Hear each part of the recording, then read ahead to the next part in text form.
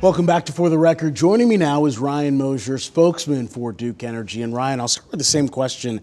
That new report that came out that found the Carolinas are at an elevated risk for blackouts this winter. What is Duke Energy's perspective there? So one of the things that we've been looking at the last few years is shifting our focus of traditionally in the South, the utilities plan for summer and air conditioning and the heat of the day. Well, we've seen more of the shift towards needing to plan for winter because we see more of these severe weather events and they're getting in temperatures that just the South is not used to, our infrastructure is not used to, homes are not used to. And so we're focusing on that. And what we learned last year on December 24th, unfortunately, is that Mother Nature can really throw you a curveball at the last minute. And that's what she did to us, other utilities in South Carolina, and really up and down the East Coast. So we had, unfortunately, we had some temporary outages we had to put out there to protect the grid that morning. Affected a number of folks in South Carolina. We learned from that. We learned, we did a lot of research and thinking through, investigating what were the causes. And so we've compartmentalized those, looked at ways we can better serve our customers, better inform our customers when things happen, protect power plants, do maintenance better, a lot of different things. And so we're planning for the future. For whatever Mother Nature throws our way this winter, and winter's coming.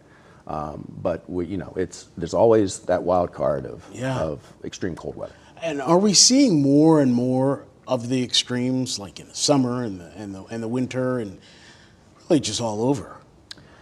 We've seen some significant weather events over the last few years. We had some really serious hurricanes that came through in 16 and 18 that caused significant damage, primarily on the eastern part of the Carolinas. But yes, winter weather, ice events, severe cold, these are things that we're preparing for because we expect to see more of them in the future. Yeah.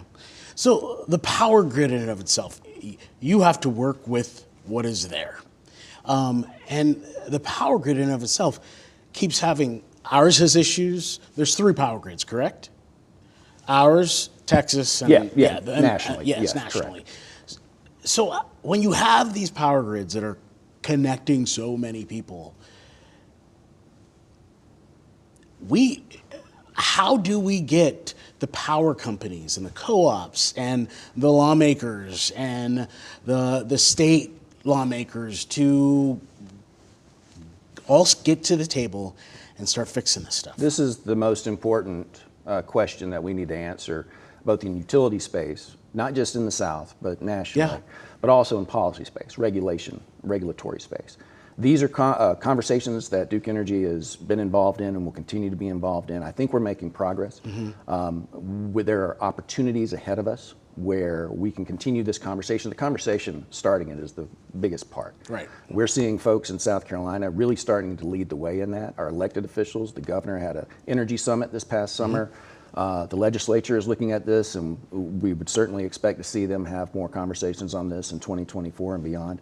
So that's the key. It's really starting the conversation, understanding the situation, much like Bob described earlier, and making sure we start planning now for the future we know is coming. You know, I'm guilty of it.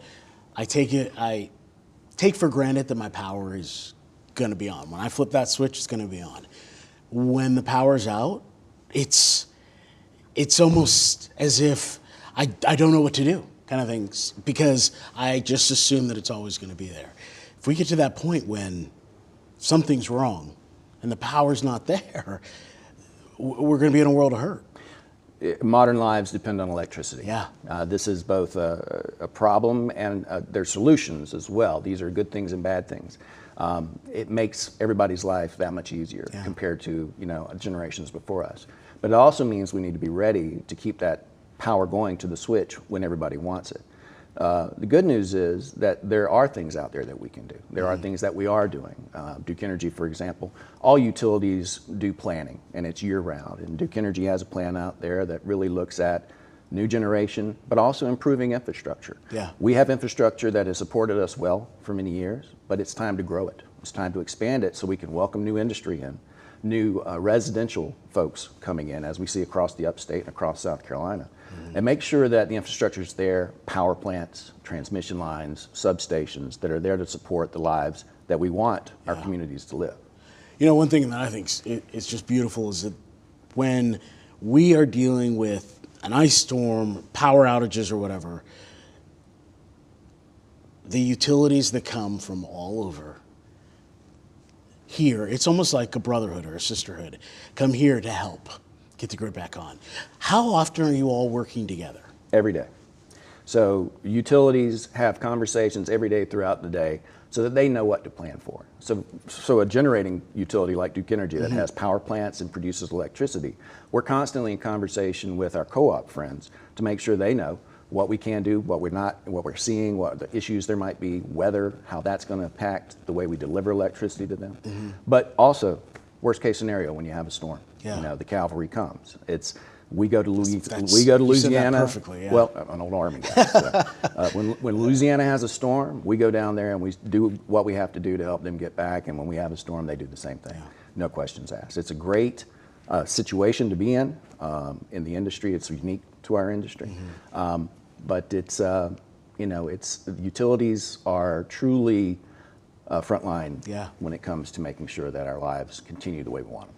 100%. Well, thank you very much. We'll continue the discussion of the rising need for energy ahead on For the Record.